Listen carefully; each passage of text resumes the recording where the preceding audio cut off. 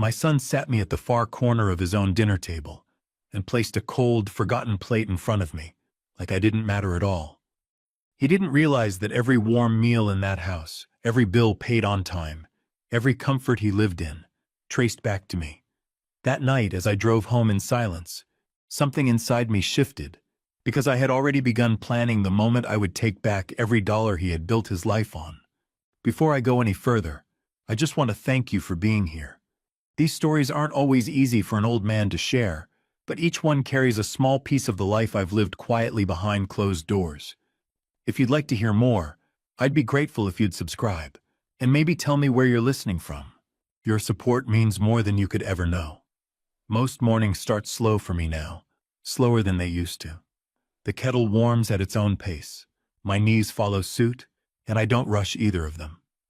At 73, you learn that simple rituals hold you steady. They give the day a shape, a softness, something to lean on when life grows a little quiet. My name is Robert Hayes, widower, father of 2, grandfather of 1 boy who still looks at me the way his father once did, before ambition and convenience crowded out tenderness. Every morning sunlight slips across my dining table in a thin ribbon of gold. This house, my house, has carried nearly 40 years of my life. Margaret and I bought it when Mark was still small enough to fall asleep on my chest without asking permission. Back then money was tight, but hope was plentiful. We worked long hours, gave up vacations, patched old clothes, and made every corner of this place feel like home. I still see Margaret everywhere. In the way the curtains fall just so. In the row of plates she arranged by color. In the soft dent on her favorite armchair. There's a comfort in memories that don't demand anything from you. At least, that's how it felt before things changed. Back then, my days were simple. A walk around the block, a short chat with the mailman, checking the shed as if I might build something again one day. And on Sundays, I visited Mark and his family for dinner. It felt like tradition, like the natural rhythm of a family that still remembered what togetherness meant. When Margaret passed, the house fell into a silence so deep I could feel it settle in my bones. Mark stepped in then, or I thought he did. He helped with arrangements, took over decisions I didn't have the strength to face, and somewhere in that heavy season, something shifted between us. I leaned on him emotionally, and he leaned right back financially. At first, it was small things. A car repair, a surprise school fee, a month where bills piled higher than expected. "I'll pay you back, Dad," he used to say, but I never asked him to. I believed covering those moments was part of fatherhood. What I didn't see, what I didn't want to see, was how those moments softened into expectations. Hints became assumptions. Assumptions became habits, and habits quietly became a way of life. I have a photograph on the mantel. Mark at 10 years old, holding a fishing rod, looking up at me with pure trust. I taught him patience on that riverbank. How to wait for the line to tighten without yanking. How to breathe deeply when the world felt still. Sometimes I touch that frame when the house feels too quiet. I miss the boy he was. The man he became feels like someone I watched from across a long hallway, familiar, but distant. But before I get ahead of myself, back then, there was still love.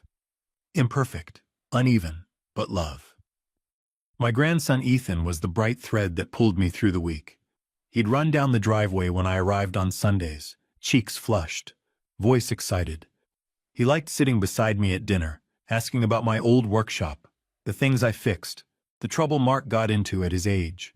Kids see people. Adults sometimes forget to look. Mark and Jenna talked about renovations, vacations, tutors, upgrades, things I recognized from the quiet withdrawals I never questioned. But I told myself it didn't matter. Family doesn't keep score, I used to think. Looking back now, I realize it's not about scoring.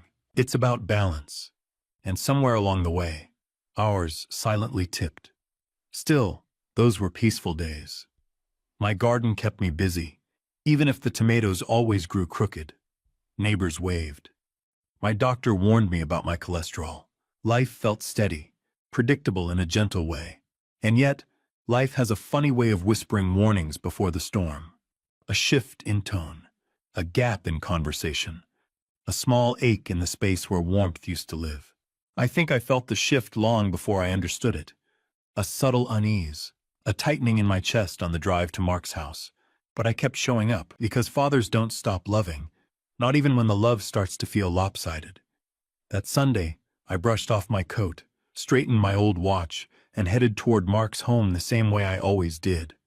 But something in me was already bracing, even if I didn't admit it then.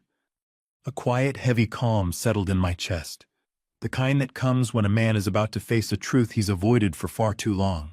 I didn't know it then, but that silence was the last real peace I'd feel for a long time. I felt something shift the moment I stepped into Mark's house that Sunday evening. It wasn't dramatic. No shouting, no tension thick enough to taste. Just a subtle coldness. A chill that settled in the room before anyone acknowledged I was there. Jenna glanced up for half a second. "Hi, Robert," she murmured, eyes glued to her phone. Not Dad.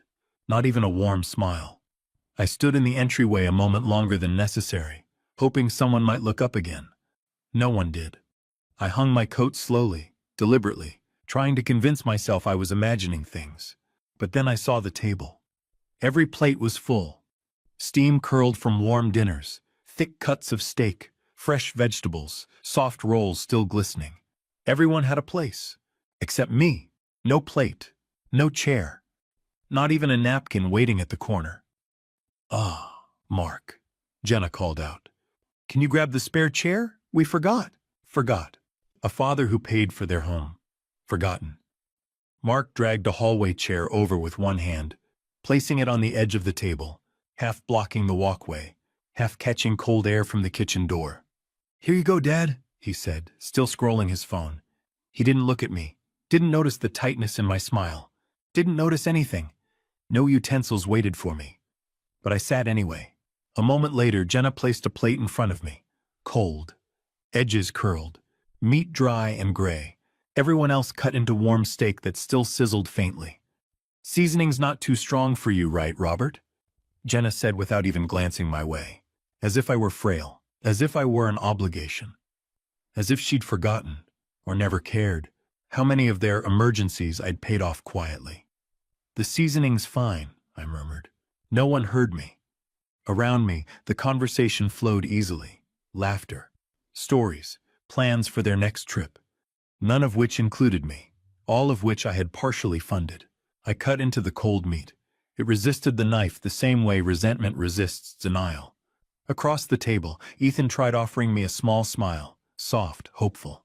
Jenna nudged him back toward the conversation. But that wasn't the worst part. Midway through dinner, Mark stood up to clear some dishes. He reached across the table, picked up everyone's plate. Except mine. I wasn't finished, but that wasn't why he ignored it. He simply didn't see me. I could have forgiven that. The chair, the cold food, the absence. But I couldn't forgive what came next. "Hey, did you schedule the contractor payment?" Mark asked Jenna. "Yeah," she said. "It'll go through on Dad's auto bill tomorrow." My hands stopped moving. They didn't notice. Dad's auto bill. My money. Their assumption. As natural to them as breathing. I sat there, quiet, listening to them discuss my bank account like it was a community resource. I felt something fragile in me bend, not break. Bend. Later, dessert came, glossy tarts from an expensive bakery. Everyone got a thick, proud slice. Mine? A sliver. Barely more than a taste. "Didn't know if you'd want much," Jenna said, already turning away. Mark didn't look at me once. When it was time to leave, he walked me to the door without lifting his eyes from his phone. "Drive safe, Dad," he said, tapping out an email. No hug, no warmth. I stepped outside, and the night air felt kinder than the room I'd just left. In my car, I sat for a moment, hands resting on the wheel. I looked back at their lit windows. I'd spent years keeping those lights on. Years making sure their meals were warm and their futures stable, and they couldn't spare me a chair. My breath didn't shake. My eyes didn't burn. I just felt finished. Not angry. Not wounded. Finished. On the drive home, the road hummed beneath me, steady and unbothered. I whispered something into the quiet of the car, something I didn't expect to say out loud. I won't keep disappearing for them. And for the first time in a long time, the words felt true. That's when I knew I would not stay silent. When I got home that night, the house felt different. Not the gentle quiet I'd grown used to, but a heavier one, a silence with weight. Like the air itself knew something inside me had shifted. I didn't turn on the lights, didn't need them. I could walk that house by memory alone. Every creak in the staircase, every soft dip in the hallway rug, every corner where Margaret used to stand adjusting her hair before church. My hands found the back of a chair. I lowered myself slowly, letting the truth of the evening settle into my bones. I wasn't angry, not yet. It was something deeper, a hollow ache slowly filling the space where denial used to live. Disappointment doesn't arrive all at once. It settles in thin layers, quiet, patient, suffocating. First on your heart, then on your memories, then on the way you see yourself in your own family. I sat there, staring into the dim room, letting old memories float forward. Mark running into my arms after school, smelling of chalk and sunshine. Mark asking me to watch him build a birdhouse, his small hands clumsy but eager. Mark lifting Margaret's spirits with silly jokes when she had a tough day. That child, the one who once saw me as his hero, felt a lifetime away from the man who couldn't give me a warm plate at his table. I got up and wandered to the kitchen. The kettle hissed softly as it warmed, a familiar sound that steadied me more than any words could. I wrapped both hands around the mug once it filled. The warmth seeped into my palms, grounding me in a way I desperately needed. But the moment I opened the old filing cabinet, the ache returned. The drawer stuck for a second before giving way, just like it always had. Inside were decades of careful records, bills, tuition payments, mortgage assistance, contractor receipts, credit card statements, insurance policies. My name stamped on every single one. I pulled them out and laid them on the desk. Rows of papers, quiet as ghosts, proof of how long I'd been carrying a burden I didn't name. I wasn't shocked, just ashamed. Not of him, of myself. There's a specific pain that comes from realizing you taught people how to treat you, not with your words, but with your silence. I sank into the desk chair and pressed my palms against the wood. These hands had built things, shelves, fences, bikes, Christmas surprises for two excited kids. These hands held Margaret as she cried for her mother, held Lauren when she broke her arm, held Mark when he was too small to understand why people hurt each other. And now those same hands were trembling as they touched proof of how far I'd let myself fade. I stood and walked to the living room. Rain tapped gently on the window, soft, persistent, almost comforting. I watched it streak down the glass in thin, silvery lines. The cold dinner, the forgotten chair, the conversations about Dad's auto bill, they all replayed in my mind with a clarity that sliced through the last excuses I'd been holding. "I didn't raise him to treat me like this," I whispered. My voice sounded tired, older than I felt inside. But beneath the exhaustion, something else moved, something steadier. A quiet, growing resolve. It didn't shout, didn't push. It simply settled somewhere deep in my chest. Firm, unshakable. I walked back to the desk and placed both hands flat against the scattered papers. "No more," I said softly. Not out of anger, out of clarity. I wasn't losing my family. I had already lost pieces of myself to keep them comfortable. Now, at last, I felt the first fragile stirrings of reclaiming something I had forgotten I still owned, my dignity. I sat in the recliner, eyes half closed, letting the weight of that truth settle. The rain softened. The house exhaled with me. Somewhere between the quiet and the memories, I felt a shift, subtle but real. A thought taking shape. A plan forming in the calm after disappointment. A new beginning disguised as an ending. "I don't know what tomorrow will look like," I murmured into the dim room, "but it won't look like this." And for the first time in years, I believed myself. I began to think very carefully. The next morning I woke before the sun. Not because of worry, but because something inside me finally felt steady. My mind wasn't racing. My hands weren't trembling. It felt like standing on the edge of a long road and realizing I still knew how to walk. I made coffee slowly, letting the aroma fill the quiet kitchen. The house felt warmer today, not because the temperature changed, but because I had. A strange calm had settled over me, the kind that comes when a man stops lying to himself. I leaned against the counter, sipping from my old ceramic mug, the one Lauren painted for me when she was 7. The bright colors were faded now, but the memory wasn't. Back then, giving felt simple, pure, joyful. Now it felt like a leash. I took a long breath and pulled the folder of documents from the desk, the same folder that broke something open the night before. Today, it would help me build something stronger. One page after another, I reviewed the automatic payments, the joint authorizations, the open credit lines, each one a quiet door I'd left open, never asking who kept walking through. And this was the moment I realized, if a man doesn't close his own doors, someone else will eventually walk in and claim the whole house. I dressed neatly, a clean shirt, a wool jacket Margaret bought me years ago, and drove to the bank. A soft drizzle blurred the windshield, but my focus never wavered. Every mile felt like a step back toward myself. Inside the bank, the air smelled of paper and calm. I asked to see the financial manager, the same woman who'd helped Margaret and me open our first retirement account. Her eyes softened when she saw me. "Mr. Hale," she said, offering her hand. "What brings you in this morning?" I placed the folder on her desk. "I need to make some changes," I said quietly. "A few long overdue ones." She opened the folder and scanned the contents. After a moment, she looked up, her expression turning serious. "All of these outgoing payments, they're tied to your son's household." "Yes," I said. "And you'd like to stop them, all of them, effective immediately." She didn't flinch, didn't question my motives. She simply nodded. "I'll suspend every payment now," she said. "And we can formally close the authorizations once you sign." Her fingers moved quickly across the keyboard. Each click felt like a door closing behind me. Quiet, final, necessary. When she reached the shared credit accounts, she hesitated. "You want these frozen as well?" "Yes," I replied. "Every one tied to my name. And the secondary access your son has? He'll lose the ability to view or manage your funds."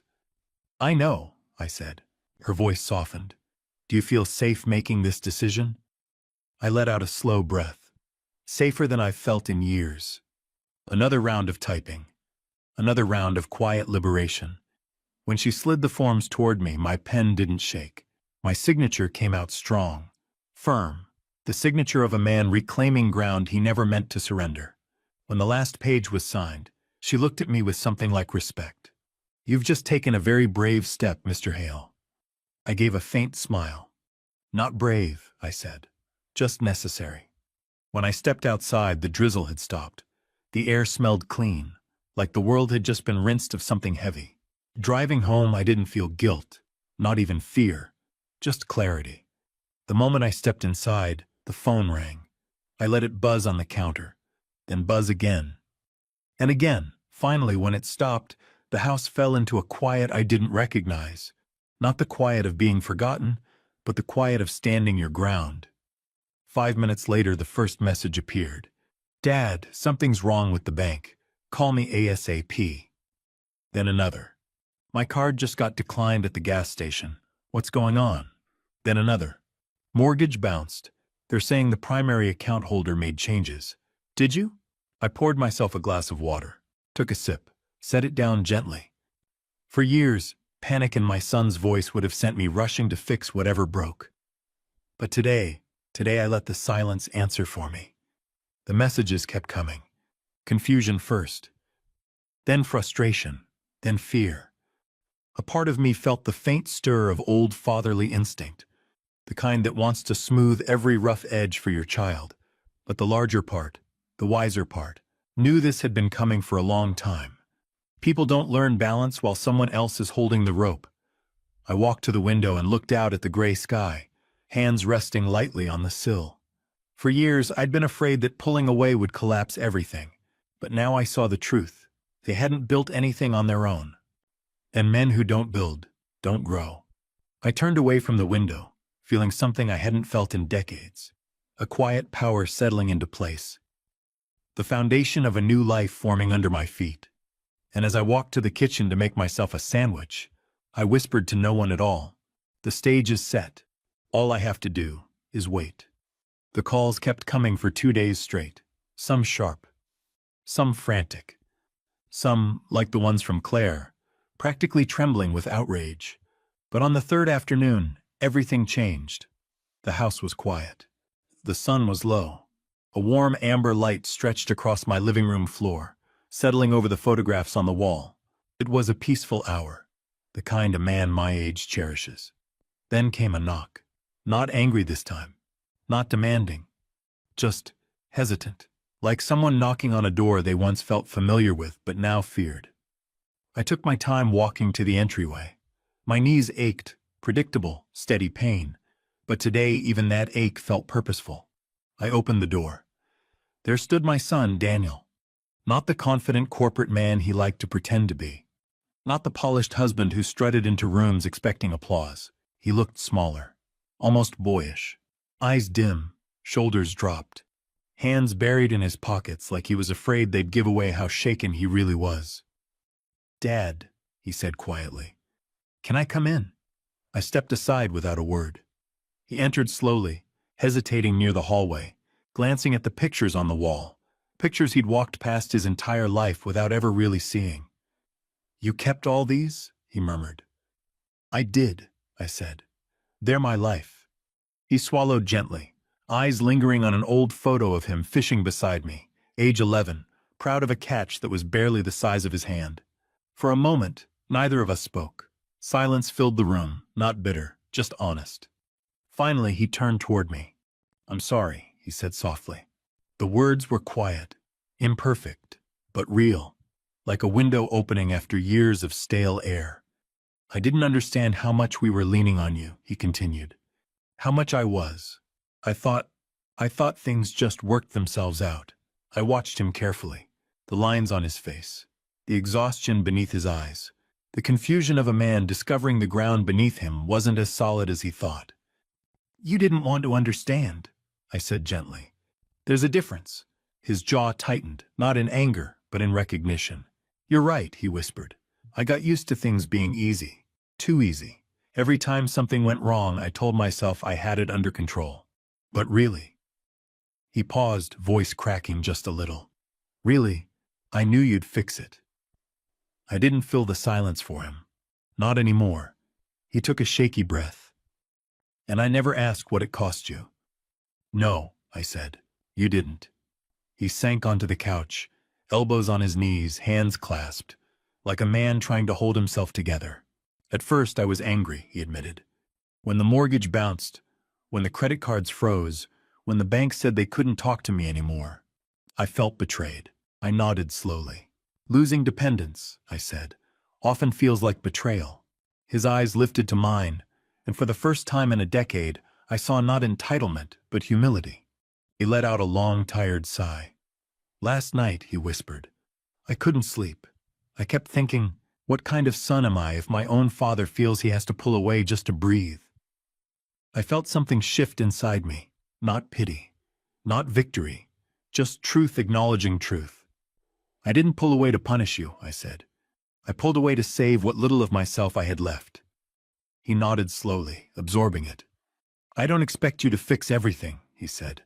"And I don't expect things to go back to how they were. He hesitated, voice soft. "I don't want to lose you." I sat down across from him, the room quiet except for the faint hum of the heater. "You won't lose me," I said. "But you will have to meet me differently than before." He blinked back the sting in his eyes, quick, embarrassed, but very human. "What can I do?" he whispered. The question hung in the air, simple, sincere, unfamiliar. "Start by seeing me," I said. "Not as a resource, not as an answer, just as your father. A man with limits, a man with dignity." Daniel nodded, breath uneven. "I can do that," he said. I didn't rush to reassure him. I didn't soften the moment. Growth needs room. Truth needs silence. We talked for a little while longer. Quiet, steady, honest talk. No demands, no expectations. Just two men finally meeting in the middle after walking past each other for years. When he stood to leave, he hesitated at the door. "Thank you for letting me come," he said softly. And I replied, "Thank you for coming as my son, not as someone asking for something." His shoulders eased, just a little. He walked down the steps slowly, not frantic, not angry, but thoughtful. When I closed the door, the house didn't feel empty. It felt balanced. And in that silence, I finally felt free. Dawn arrived quietly the next morning, the kind of soft, pale light that settles over a house like a blessing. I woke before the alarm, not from worry, but from a deep calm I hadn't felt in years. The kind of calm a man feels when he's finally standing on ground that belongs to him. I walked through the house slowly, touching the back of each chair as I passed, a small habit I picked up after Margaret died.